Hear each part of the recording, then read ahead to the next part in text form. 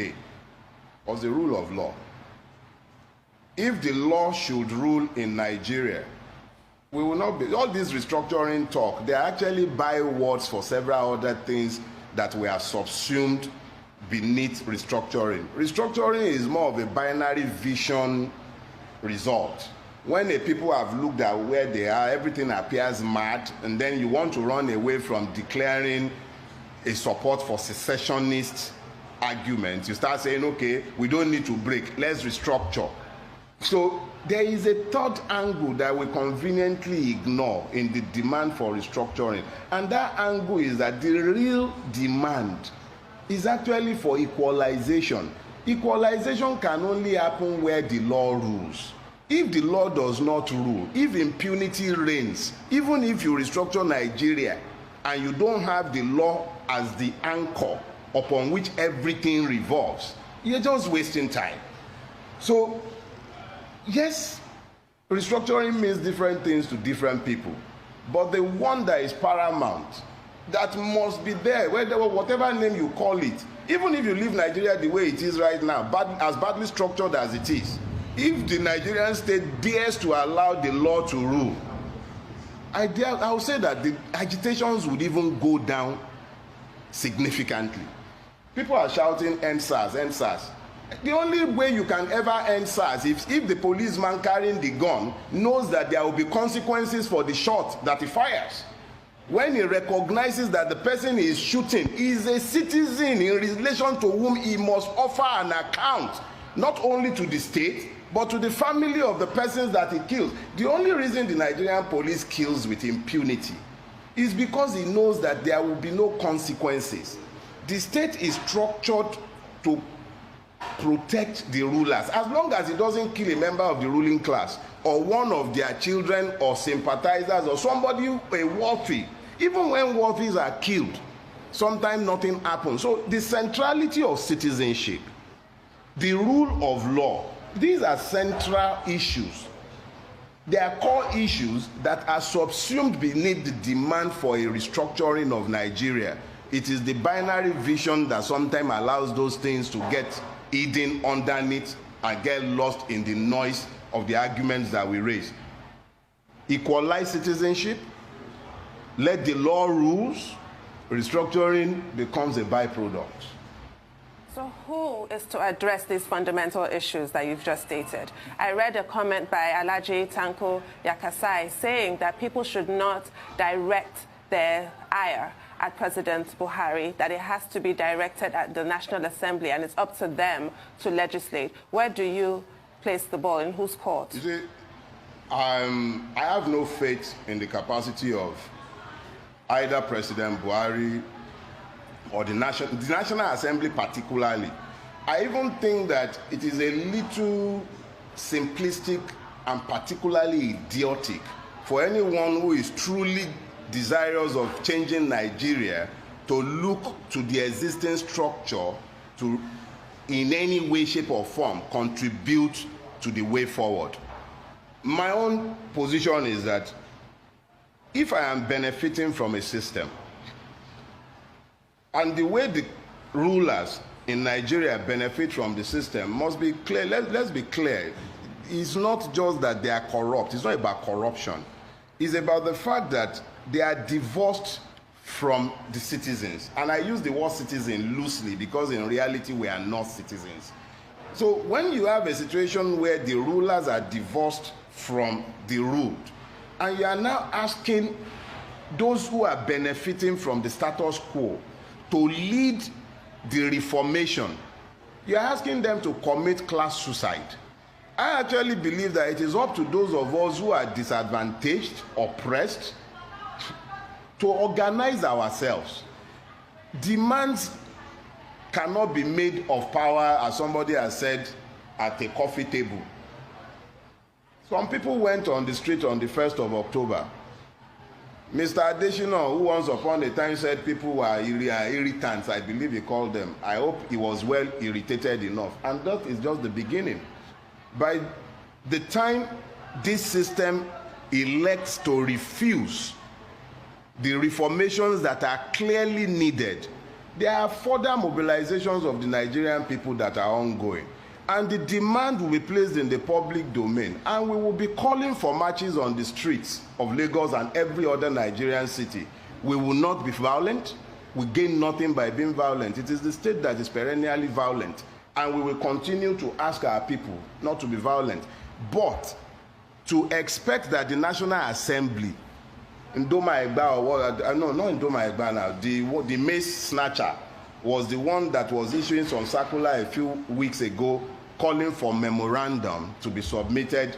How do you expect to persuade ravenous wolves to become vegetarians and then help you, just give you some, so please, we know that you are the ones who are enjoying the nation, so we want you to help us to restructure it, just losing our rope a little. How? It's not going to happen. They will never give us what we want. It's not in their interest. But it is in our own interest to clearly identify what we want, sell that to the Nigerian people, and then mobilize the Nigerian people behind what we have presented to them. Several people have presented different things. It is time for the Nigerian people themselves to sit down, aggregate, and we are currently talking to ourselves. There has to be an aggregation and there has to be an adoption. If we have a central platform from where we can engage the Nigerian people, it becomes easier to make these demands.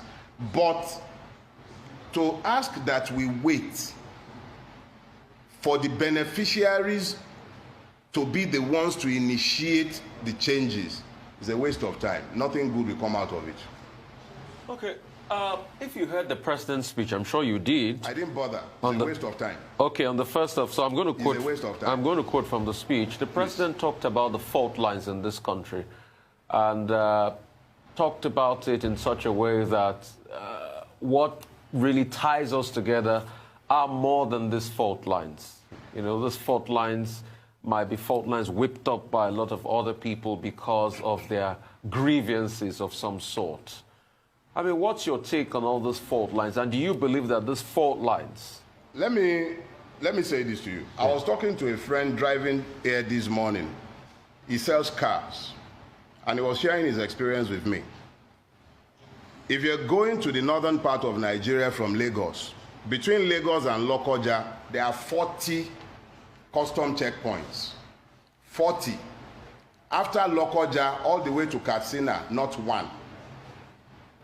Between Lagos, hear me again, between Lagos and Lokoja, 40 custom checkpoints. That is within the border of Nigeria.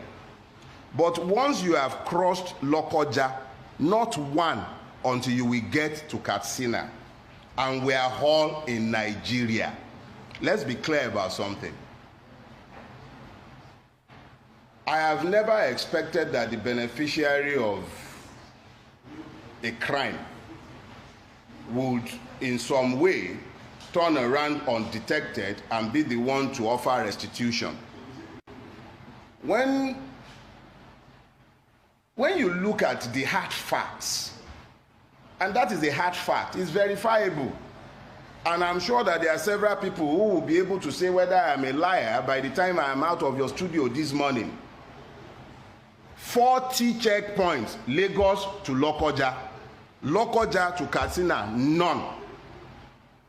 Now tell me, who gains from the destruction of our internal commerce? So it is difficult, very difficult, to begin to wrap one's brains around the inanities that are offered when we begin to point at real issues. That's just one, but it should illustrate a lot for anyone who is willing to look objectively. Nigeria and Nigerians are the problem of Nigeria. The average Nigerian has no problem with his neighbor. But our system is structured in a way, any system that allows what I just described to you cannot be said to be just. In a situation where you enter a government institution and you see the manifest and clear marginalization of vast parts of the same country.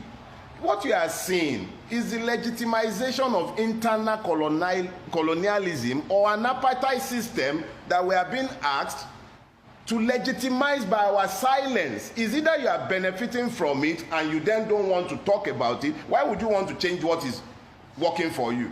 But if you are an Igbo man or a Yoruba man or anybody for that matter who has reason to transport your goods from Lagos up north, and you have to contend with the fact that between Lagos and Lokoja you are going to find 40 checkpoints that you will not find one after Lokoja, then tell me, how do you explain to such a person that he has no need to be demanding a restructuring? He will demand that restructuring because he knows that if Nigeria is restructured, he will not see those custom checkpoints on the road. Meanwhile, he's a businessman. The only reason he's talking restructuring is because he wants equalization. So beneath restructuring, you find a whole lot of things that are hidden. A lot of grievances are hidden underneath the demand for restructuring. So when we refer to the, and it's a truism, Nigerians don't have problems with themselves. Allowed a level playing field, the average Nigerian is happy to be here. Next 60 years, forget about it. The next 600 years, we want to be here.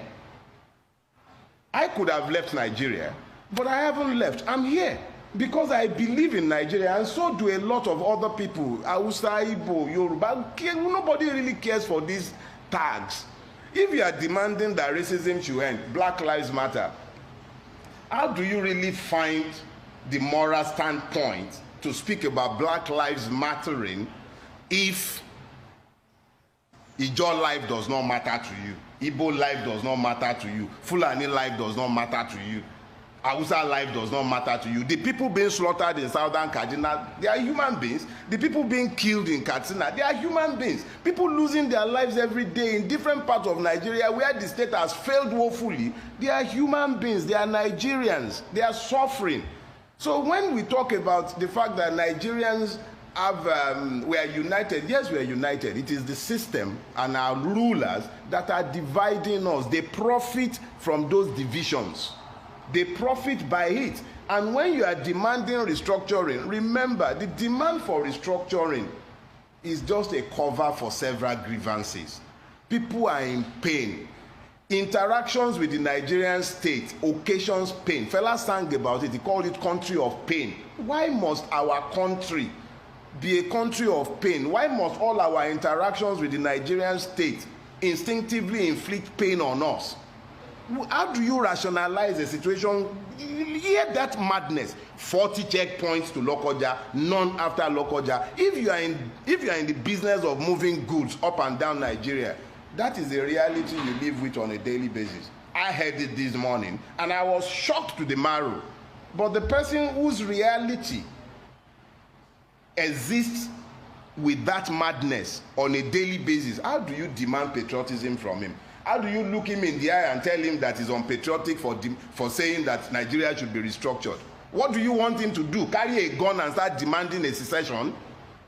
So against restructuring, that is why President Buhari, General Buhari will be talking about unpatriotism. What is unpatriotism? Who is more unpatriotic than the person who will take money to build a rail line to Maradi when you have children, over 14 million of them walking on the street, and then is building a rail line, 1.9 billion or something like that to Maradi.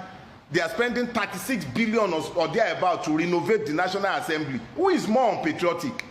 Patriotism should not be equalized with slavish support for stupid leaders whose only interest is to enslave the people. They are enslaving us.